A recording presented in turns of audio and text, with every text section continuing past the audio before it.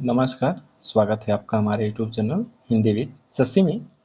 तो जो हमने यूजीसी नेट के लिए शुरू किया था, उस क्रम में हमारा यूनिट 7 कहानी का ये दूसरा दूसरा टॉपिक है, जिसमें कि हम दुलाई वाली पढ़ेंगे। ठीक है, तो जो दुलाई वाली है 1907 में इसका प्रकाशन हुआ था। इसके लेखक का नाम बंग महिला है, जो कि इसके पहले पहला चैप्टर जो हमने पढ़ा था उसके भी लेखक का नाम बंग महिला ही था।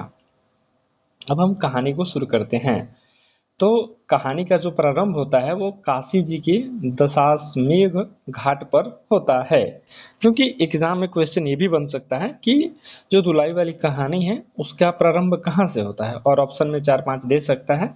तो इसको याद रखेंगे कि काशी से हो रहा है। ठीक है, फिर आगे चलते हैं पढ़ते हुए कि काशी जी के दशाश्वमेध घाट पर स्नान करके एक मनुष्य बड़ी व्यग्रता के साथ गोदौलिया की तरफ आ रहा था।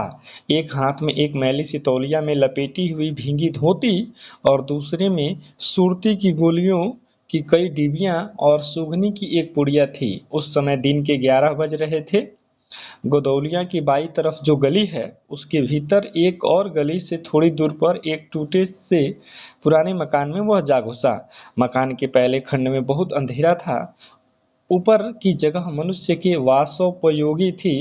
नवागत मनुष्य धड़धड़ाता हुआ ऊपर चढ़ गया। वहां एक कोठरी में उसने हाथ की चीजें रख दी और सीता सीता कहकर पुकारने लगा। क्या क्या है, कहती हुई एक 10-12 वर्ष की बालिका आ खड़ी हुई थी। तो जैसे कि नेट के एग्जाम में ये सवाल बना हुआ है कि सीता की उम्र क्या थी, तो 10-12 साल थी। इसको याद रखना है, ये सवाल बना हुआ है। उसकी उम्र कितनी थी? 10-12 थी। अब हम फिर देखेंगे आगे क्या है। थोड़ा सा इसको हम बढ़ा लें। तो फिर आप देखिए यहाँ पे कहकर पुकारने लगा। फिर क्या है कि अच्छा कहकर सीता गई और कुछ देर में एक नवीन स्त्री आकर उपस्थित हुई। देखते ही पुरुष ने कहा, लो, हम लोग को तो आज ही जाना होगा। इस बात को सुनकर स्त्री कुछ आश्चर्ययुक्त होकर और झुठलाकर बोली, आज ही जाना होगा? यह क्यों? भला आज कैसे जाना हो सकेगा? ऐसा ही था तो सवेरे भैया से कह देते। तुम तो जानते ही हो कि मुंह से कह दिया बस छुट्टी हुई। लड़की कभी विदा की होती तो मालूम पड़ता। आज तो किसी सूरत जाना नहीं हो सकता। तुम आज कहती हो हमें तो अभी जाना है। बात यह है कि आज ही नवल किशोर कलकत्ते से आ रहे हैं। तो देखिए ये भी इम्पोर्टेंट है, नवल किशोर कहाँ से आ रहे थे? कलकत्ते से आ रहे थे। आगरे से अपनी नई बहू को भी साथ ला रहे हैं। सो उन्होंने आज ही जाने के लिए इसरार किया है। यहाँ पे इकरार होगा, लेकिन थोड़ा सा भोजपुरी के लिए इसको ऐसा किया गया है, इसरार किया है। हम सब लोग मुगल सराय से साथ ही इलाहाबाद चलेंगे। इनका तार मुझे घर से निकलते ही मिला, इसलिए मैं झट नहा धोकर लौट आया। बस अब करना ही क्या है, कपड़ा वपड़ा जो है कुछ बांध बूंद कर घंटे भर खा पी कर चलो। जब हम तुम्हें विदा कराने आए ही हैं तब कल के बदले आज ही सही। फिर अगला क्या है? हाँ हाँ, यह बात है। नवल जो चाहे करावें। क्या एक ही गाड़ी में न जाने से दोस्ती में बट्टा लग जाएगा? अब तो किसी तरह रुकोगे नहीं, जरूर ही उनके साथ जाओगे। पर मेरे तो नाको दम आ जाएगी। क्यों? किस बात से? उनकी हंसी और किससे हंसी ठाठा भी राह में अच्छी लगती हैं। उनकी हंसी मुझे नहीं भाती। एक रोज मैं चौक में बैठी पुड़िया काट रही थी कि इतने में न जाने कहाँ से आकर नवल किशोर चिल्लाने लगे, ए बुआ, देखो तुम्हारी बहू पुड़िया खा रही है। मैं तो मारे शर्म के मर गई। हाँ, भाभी जी ने बात उड़ा दी ही सही। वे बोले, खाने पहनने के लिए ही तो आई हैं। पर मुझे उनकी हंसी बहुत बुरी लगी। इसी से तुम उनके साथ नहीं जाना चाहती? अच्छा चलो, मैं नवल से कह दूंगा कि यह बेचारी कभी रोटी तक को खाती ही नहीं, पूड़ी क्यों खाने लगी। फिर अगला क्या है? इतना कहकर बंशीधर कोठरी से बाहर चले गए और बोले, मैं तुम्हारे भैया के पास जाता हूँ, तुम रो रुलाकर तैयार हो जाना। इतना सुनते ही जानकी देई की आंखें भर आईं और आषाढ़ सावन की ऐसी झड़ी लग गई। ठीक है, जानकी देई कौन है? तो बंशीधर की पत्नी है। बंशीधर इलाहाबाद के रहने वाले हैं, बनारस में ससुराल है, स्त्री को विदा कराने आए हैं। ससुराल में एक साले साली और सास के सिवा और कोई नहीं है। नवल किशोर इनके दूर के नाते के ममेरे भाई हैं, पर दोनों में मित्रता का ख्याल अधिक है। दोनों में गहरी मित्रता है, दोनों एक जान दो कालिब हैं। उसी दिन बंशीधर का जाना स्थिर हो गया। सीता बहन के संग जाने के लिए रोने लगी। माँ रोती धोती लड़की को विदा की सामग्री इकट्ठी करने लगी। जानकी देवी भी रोती ही रोती तैयार होने लगी। कोई चीज भूलने पर धीमी आवाज से माँ को याद याद भी दिलाती गई। 1 बजने पर स्टेशन जाने का समय आ गया। अब गाड़ी या इक्का लाने कौन जाए। ससुराल वालों की अवस्था अब भी आगे की सी नहीं रही। 2-4 नौकर चाकर हर समय बने रहे। सीता के बाप के न रहने से काम बिगड़ गया है। पैसे वाले के यहाँ नौकर चाकरों के सिवा और भी 2-4 खुशामदी घेरे रहते हैं। छूछे को कौन पूछे, एक कहारिन, ठीक है, एक कहारिन है, सो भी यह समय कही गई है। साले राम की तबीयत अच्छी नहीं, वे हर घड़ी बिछौने से बातें करते हैं। 30 पर भी आप कहने लगे, मैं ही धीरे धीरे जाकर कोई सवारी ले आता हूँ, नजदीक तो है। बंशीधर बोले, नहीं नहीं, तुम क्यों तकलीफ करोगे, मैं ही जाता हूँ। जाते जाते बंशीधर चिल्लाने लगे कि इक्के की सवारी तो भले घर की स्त्रियों के बैठने लायक नहीं होती, क्योंकि एक तो इतनी ऊंची पर चढ़ना है, दूसरे पराये पुरुष के साथ एक साथ बैठना पड़ता है। मैं एक पालकी गाड़ी ही कर लूं, उसमें सब तरह का आराम रहता है। पर जब गाड़ी वाले ने 1.5 रुपया किराया मांगा तो बंशीधर ने कहा, चलो इक्का ही सही है, पहुंचने से काम। इसमें क्वेश्चन एक बार का बना हुआ है यूजीसी नेट के एग्जाम में कि गाड़ी वाले ने कितना रुपया किराया मांगा, तो गाड़ी वाले ने 1.5 रुपया किराया मांगा, ठीक है, तो इसको आप याद देख लीजिएगा। उसके बाद से कह रहा है पहुंचने से काम। कुछ नवल किशोर तो यहाँ से साथ है नहीं, इलाहाबाद में देखा जाएगा। बंशीधर इक्का ले आए और जो कुछ असबाब था इक्के पर रखकर आप भी बैठ गए। जानकी देवी बड़ी विकलता से रोती हुई इक्के पर जा बैठी। इस पर अस्थिर संसार में स्थिर कहाँ, यहाँ कुछ भी अस्थिर नहीं। इक्का जैसे जैसे आगे बढ़ता गया वैसे वैसे जानकी की रुलाई भी कम होती गई।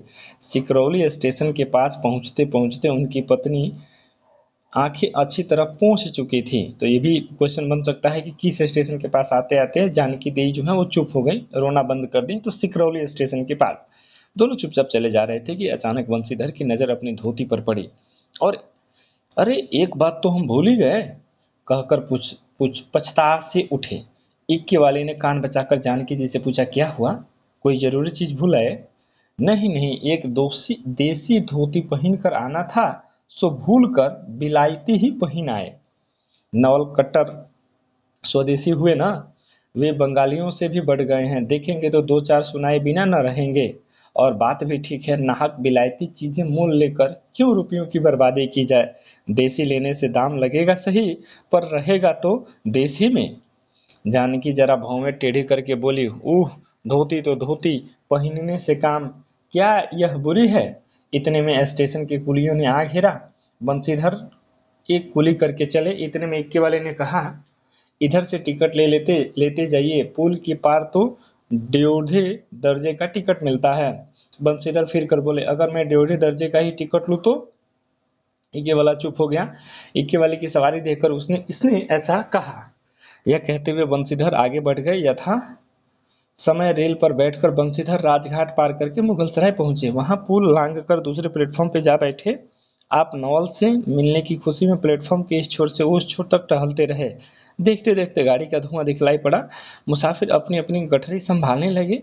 रेल देवी भी अपनी चाल धीमी करती हुई गंभीरता से आ खड़ी हुई। बंशीधर एक बार चलती गाड़ी में ही शुरू आखिर तक देखते गए, पर नवल का पता नहीं। बंशीधर फिर गाड़ियों को दोहरा गए, तेहरा गए, भीतर घुस घुस के एक एक डिब्बे को देखा, किंतु नवल न मिले। अंत में आपको खिजला उठे और सोचने लगे कि मुझे तो वैसी चिट्ठी लिखी और आप न आया, मुझे अच्छा उल्लू बनाया। अच्छा जाएंगे कहाँ, भेंट होने पर समझा लूंगा। सबसे अधिक सोच तो इस बात का था कि जानकी सुनेगी तो ताने पर ताना मारेगी, पर अब सोचने का समय नहीं। रेल की बात ठहरी। बंशीधर झट गए और जानकी को लेकर जनानी गाड़ी में बिठाया। वो पूछने लगी, नवल की बहू कहाँ है, वह नहीं आई, कोई अटकाव हो गया क्या। कहकर आप बगल वाले कमरे में जा बैठे। टिकट तो ड्योढ़े का था और ड्योढ़े दर्जे का कमरा कलकत्ते से आने वाले मुसाफिरों से भरा था, इसलिए तीसरे दर्जे में बैठना पड़ा।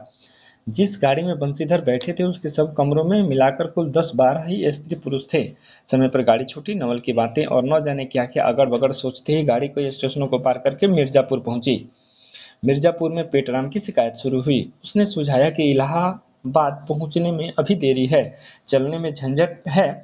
अच्छी तरह से उसकी पूजा किए बिना ही बंशीधर ने बनारस छोड़ा था, इसलिए आप झट प्लेटफॉर्म पे उतरे और पानी के बम्बे से हाथ मुंह धोकर एक खोचे वाले से थोड़ी सी ताजी पुड़िया और मिठाई लेकर निराले में बैठ उन्होंने ठिकाने पहुंचाया। पीछे से जानकी के सुधई सोचा कि पहले पूछ लें तब कुछ मोल लेंगे, क्योंकि स्त्रियां नटखट होती हैं, वे रेल पर खाना पसंद नहीं करती। पूछने पर वही बात हुई। तब बंशीधर लौटकर अपने कमरे में आ बैठे। यदि वे चाहते तो इस समय ड्योढ़े में बैठ जाते, क्योंकि अब भीड़ भी कम हो गई थी, पर उन्होंने कहा थोड़ी देर के लिए कौन बखेड़ा करे। बंशीधर अपने कमरे में बैठा तो 1-200 मुसाफिर अधिक दिख पड़े। आगे वाले में से एक उतर भी गया। जो लोग थे वो तीसरे दर्जे के योग्य जान पड़ते थे, अधिक सभ्य कोई बंशीधर ही थे। उनके कमरे के पास वाले कमरे में एक भले घर की स्त्री बैठी थी। वो बेचारी सिर से पैर तक ओढ़े, सिर झुकाए, एक हाथ लंबा घूंघट काढ़े, कपड़े की गठरी सी बनी बैठी थी। बंशीधर ने सोचा कि इनके संग वाले भद्र पुरुष के आने पर उनके साथ बातचीत करके समय बितावेंगे। 1-2 करके तीसरी घंटी बजी, तब कुछ अकचाकर थोड़ा सा मुंह खोल वे जंगले के बाहर देखने लगी। ज्यों ही गाड़ी छूटी वो मानो कांप सी उठी। रेल का देना लेना तो हो ही गया था, अब उसको किसी और की परवाह क्या। वह अपने स्वाभाविक गति से चलने लगे। प्लेटफॉर्म पर भीड़ भीड़ भी न थी, केवल 2-4 आदमी रेल की अंतिम विदाई तक खड़े थे। जब तक स्टेशन दिखलाई दिया तब तक वह बेचारी बाहर ही देखती रही, फिर स्पष्ट स्वर में रोने लगी। उस कमरे में 3-4 प्रौढ़ ग्रामीण स्त्रियां भी थीं, जो उसके पास ही थी। कहने लगी, अरे इनकर मनई तो नाही अइलन हो, देखो रोअल करथईन। दूसरी ओर, अरे दूसरी गाड़ी में बैठा हुई हैं। पहली, अरे दूर बो रही, ई जनानी गाड़ी थोड़े है। दूसरी, तऊ हो तो भलू तू कहा। कहकर दूसरी भद्र महिला से पूछने लगी, कौन गांव उतरबू बेटा, मिर्जापुर चढ़ी हो ना। इसके जवाब में उसने जो कहा वो न सुन सकी। तब पहली बोली, हट हम पूछी लेना, कहाँ कहाँ उतरबू हो। इलाहाबाद। दूसरी, इलाहाबाद कौन गांव हो गोया। उसके बाद से पहली, अरे नहीं जनलू, प्रयाग जी, जहाँ मनई नहाए जाले। दूसरा, भला प्रयाग जी काहे जी, काहे न जानित, ले कहे के नहीं, तोहरे पंच के धर्म से 4 दाई नहाई चुकी हैं। ऐसा हो सोमारी और गौन दका दका लाग रहे तौन तोहरे काशी जी नहाए गई रहे।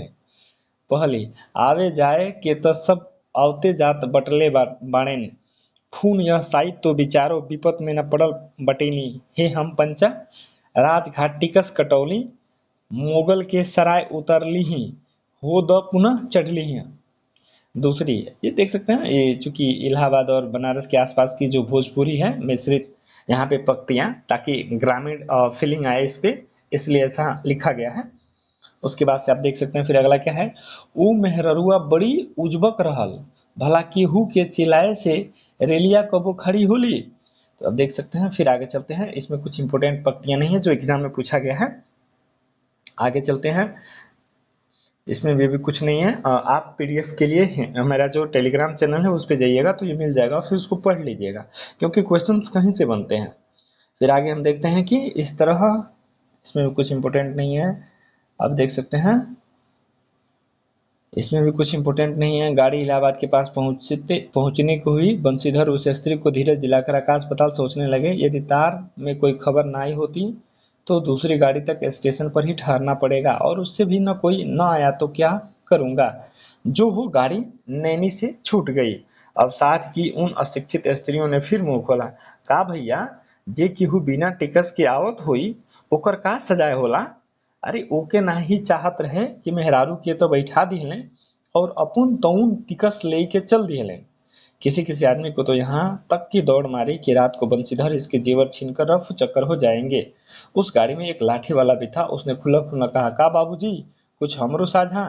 तो ये आप देख सकते हैं, एक व्यंग टाइप का है कि किस तरह के लोग का अलग अलग चीजें होती हैं किसी भी पॉइंट पे सोचने को लेकर के। फिर इसके बाद से देख सकते हैं, और एट लास्ट में जो नवल किशोर रहते हैं वो इसी गाड़ी में रहते हैं और बगल में छुप करके सारी बातें सुन रहे होते हैं और अपने दोस्त की फिरकी लेते हैं। फिर इसके बाद से आप देख सकते हैं आप पढ़ सकते हैं ना, मिर्जापुर नहीं, मैं तो कलकत्ते से आऊँ, कलकत्ते से ही बल्कि मुगल सराय से तुम्हारे साथ चला आ रहा हूँ। जब तुम मुगल सराय में मेरे लिए चक्कर लगाते थे तब मैं 1.5 दर्जे के ऊपर वाले बेंच पर लेटे तुम्हारा तमाशा देख रहा था। फिर मिर्जापुर में जब तुम पेट के धंधे में लगे थे मैं तुम्हारे पास से निकल गया, पर तुमने न देखा। मैं तुम्हारी गाड़ी में जा बैठा, सोचा कि तुम्हारे आने पर ही प्रकट होऊंगा। फिर थोड़ा और देख कर करते करते यहाँ तक नौबत पहुंची।